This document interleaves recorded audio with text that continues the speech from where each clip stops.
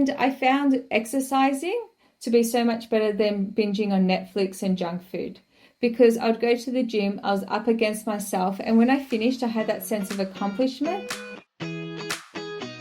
Welcome to the D8 Training Podcast. It's Anne-Marie Antic here, your host. Today on the show, we have me. It's my first solo episode, and I'm excited about it. Some of the questions that I've been asked is, why do I train and how I implement those habits? I first started training when I was 16. I'd go with a friend after school to the East Keilor Leisure Centre.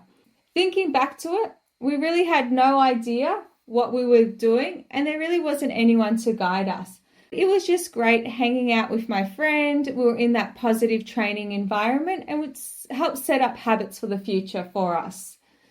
I'm a big believer of the environment you surround yourself with, that it's really important. So I was in that positive environment.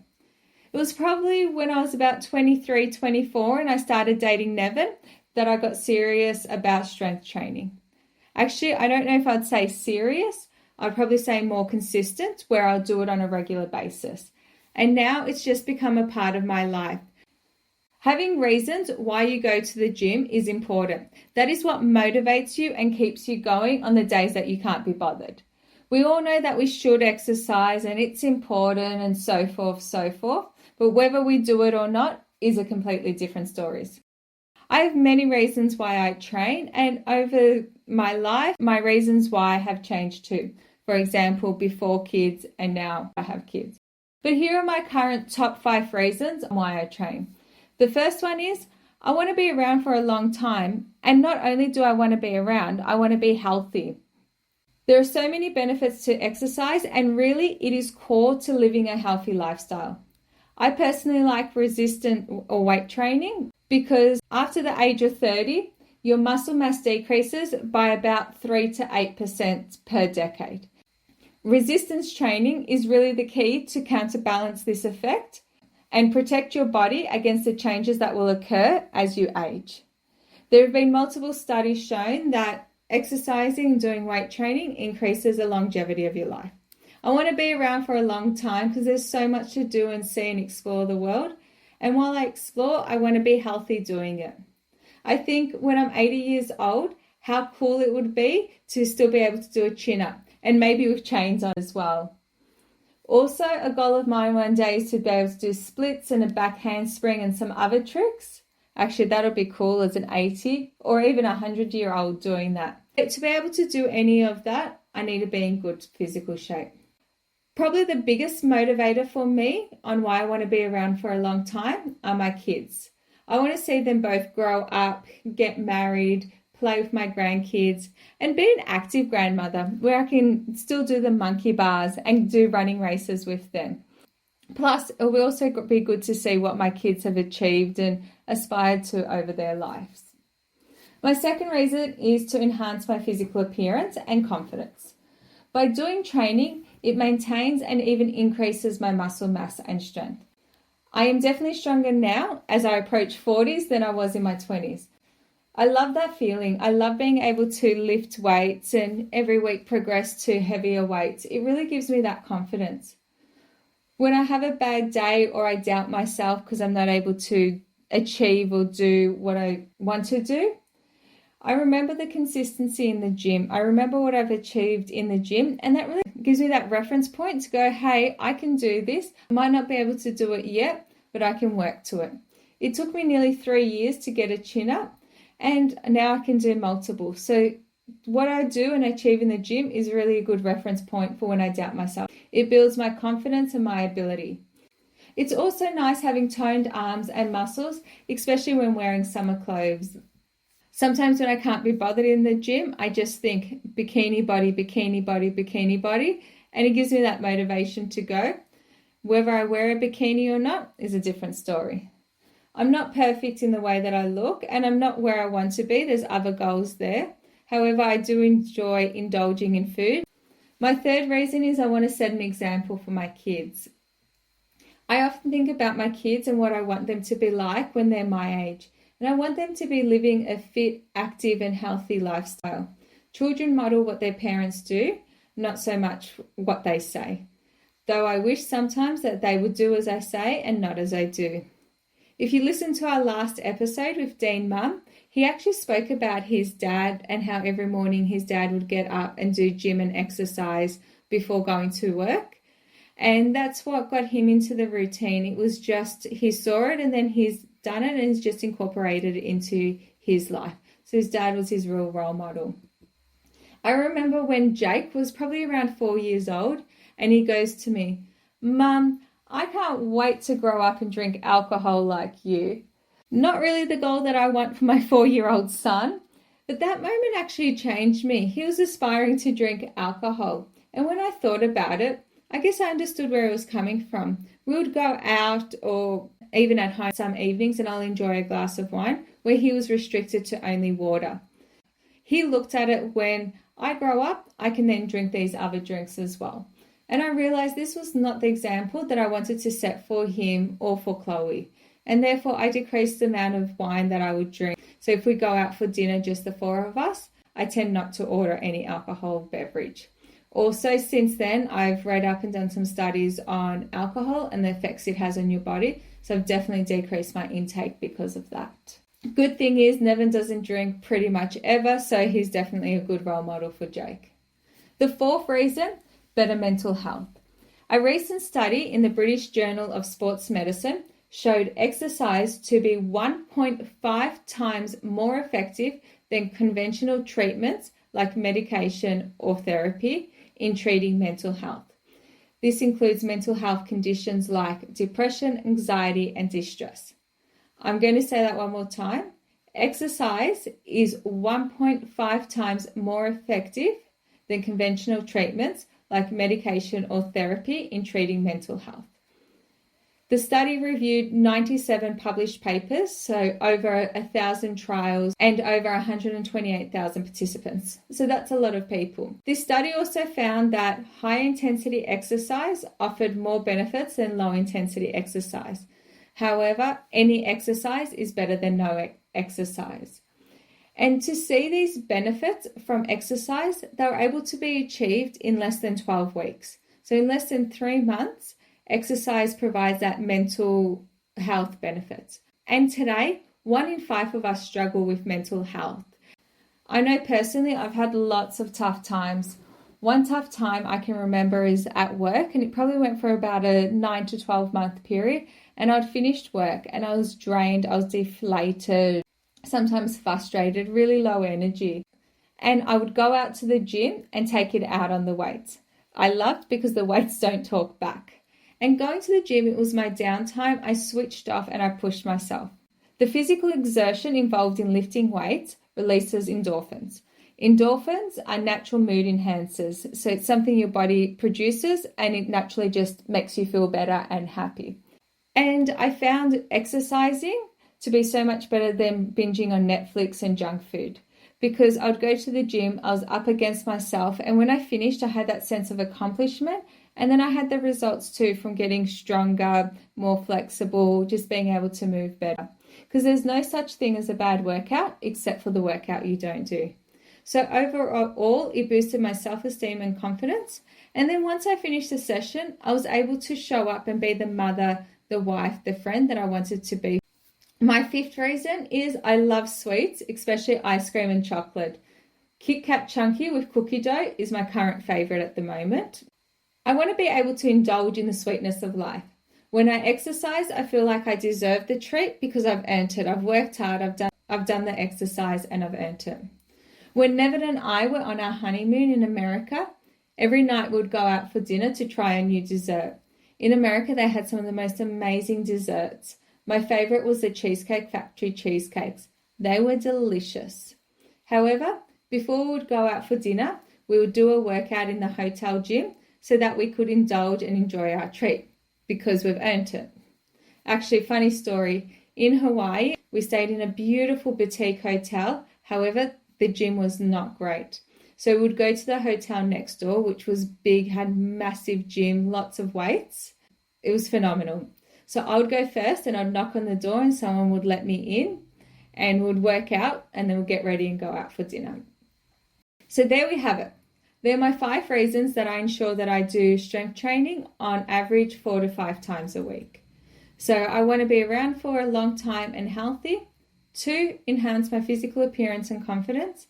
3, set an example for my kids. 4, better mental health. And 5, so that I can indulge in the sweetness of life. Lots of sweets and treats. I often hear the excuse I don't go or exercise because I'm too busy, work, kids, activities, tired, so forth. I hear you. With anything though, you need to decide and commit. It needs to be a must for you. Usually the hardest part is just walking through the door. Once you're there, it's easy. And we've had a few athletes on the show, and many of them have said, I know Ivan, the Socceroo, said usually he doesn't want to go for the run or do the exercise of the session, but once he starts, it's easy after that. So it's up to you to make it a must. And if you have your reasons why it is a must, and then you're more likely to make it happen. If someone said to you, the only way for your mother, father, child, partner, think of anyone important to you, to stay alive was to do gym 2 to 3 times a week. If you missed one session, they would be gone. Would you find a way to make it happen? I bet you would. I know it's an extreme example. However, what I'm trying to get out from it is if it's a must for you, you'll make it happen. So the next part I'm going to cover is how you can implement making a must for you. So some ideas on how you can get this habit going so that you can implement exercise as a part of your life. So the first one, which I'm sure is no surprise, have your why. Why do you want to exercise? Why is it a must for you? I shared my 5 reasons. What are your reasons? Make them up. When you know why, it will be easier to go. I don't go to the gym because I have to or I should. I go to the gym so that I can live longer, indulge in sweets, be an example for my kids, and so forth. And it doesn't have to be 5 reasons. You can have less or you can have more, 10, 20, 30, whatever works for you. Number 2, find what you like. I tried going to a commercial gym by myself and it was not for me. And I'd find that I was inconsistent and I'd find excuses not to go because I found it overwhelming and confusing on what machines to use. I didn't have a program. I just couldn't figure this out. And that's when I realized I like training in groups. And that's why I love the D8 training group classes. They're small. I come in there. The programs are set for me. They change on an ongoing basis. And the trainer tells me what to do and explains it to me. Find out what works for you. There is no right or wrong. You may like body pump. I did that for a while and it was amazing how my strength grew. You might like F45, BFT, CrossFit. Pilates is big now. I even tried boxing for a while, which was fun and a good workout. And I even did acrobats, so tumbling. So whatever exercise works for you. The key is doing something rather than nothing. Because doing something and some form of exercise, any exercise, is better than doing nothing. Number 3, find out what works with your schedule. Determine when you'll be able to do exercises and then find the fitness center and what you like to work with you. So I mentioned just before that I did boxing classes and I never would have done boxing classes. The reason I did it was because boxing classes were run at the same time that my kids could go to Ninja Warrior. So they'll do the Ninja Warrior training while I did the boxing classes and it worked out well. There are so many options and you can find something that will work with your schedule. And if there's nothing around that works with your schedule, YouTube is great. There's lots of great workout and programs you can do from home. There's also lots of apps too now that give you programs that you can follow. If you want a program from home, just send me a message on Instagram at D8 Training saying, I want an at-home program and we'll organise one to be sent to you. I know a busy executive. She gets up at 6 a.m. before her kids wake and does about a 40-minute workout and then starts her day. So she's got one of those remote apps that she follows and uses and she only needs a little bit of equipment. And also be flexible. Your schedule will change, especially if you have kids, probably even if you don't with work and other commitments. I feel that sometimes mine changes on a weekly basis and sometimes I might have something on a gym night, so I'll just see how I can reschedule that.